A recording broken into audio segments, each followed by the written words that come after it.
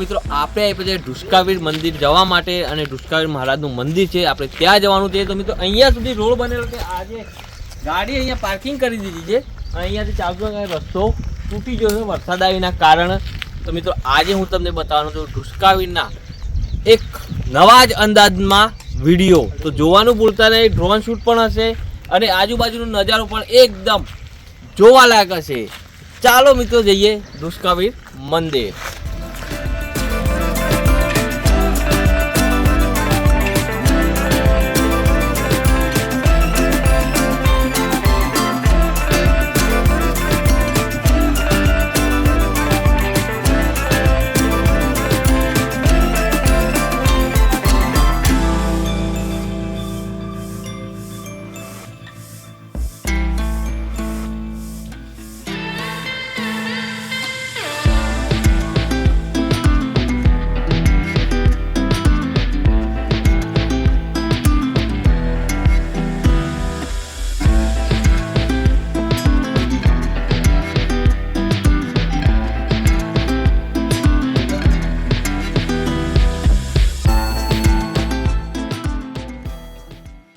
તો મિત્રો આપણે ઢુસકાવીર જઈ રહ્યા છીએ. ગાડી નીચે મૂકી દો. વરસાદ થોડો ચાલુ થઈ ગયો, છોટા પડે છે, પણ આપણા રસ્તામાં એટલે ચોમાસાની ઋતુ છે મિત્રો. તમે જોઈ શકો અહીંયાથી પાણી આવે છે મસ્ત અને એકદમ ચોખ્ખું પાણી છે મિત્રો. ખૂબ જ સરસ પાણી આવે છે. વરસાદ ચાલુ છે, થોડો વરસાદ ચાલુ થઈ ગયો છે, છોટા ચાલુ થઈ ગયા, મસ્ત પાણી આવે એકદમ. ખૂબ જ સુંદર નજારો જોવા મળી રહ્યો એવી આ જગ્યા છે. એક દિવસના પિકનિક માટેની સારી એવી જગ્યા મિત્રો. કોઈક વાર આવો, આ જગ્યાની મુલાકાત ચોક્કસથી લેજો. ચાલો મિત્રો હું તમને દર્શન કરાવું ઢુસકાવીરના.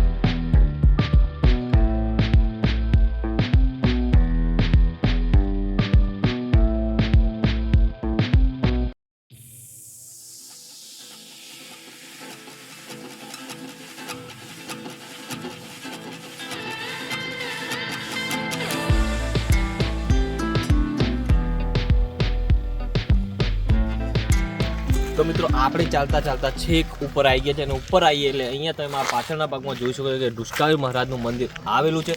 મિત્રો ઘણા સમય પહેલાંનો મારો વિડીયો હતો જેની અંદર ઢુસકાવીર મહારાજના મંદિરનો વિડીયો હતો, પણ તે વખતે આ રીતના ધાબુને નહોતું ભરેલું. નવીનીકરણ કરવામાં આવેલું છે મંદિરનું. ઘણો બધો વધારો કરવામાં આવેલું છે. ઘણા લોકો દર્શન કરવા માટે આવતા હોય છે અહીંયા. કોઈક વાર આવો, ઢુસકાવીર મહારાજના મંદિરની મુલાકાત ચોક્કસથી લેજો મિત્રો. હડોલની બાજુમાં આવેલું આ મંદિર છે. તો ચાલો મિત્રો હું તમને દર્શન કરાવી દઉં ઢુસકાવીર મહારાજના.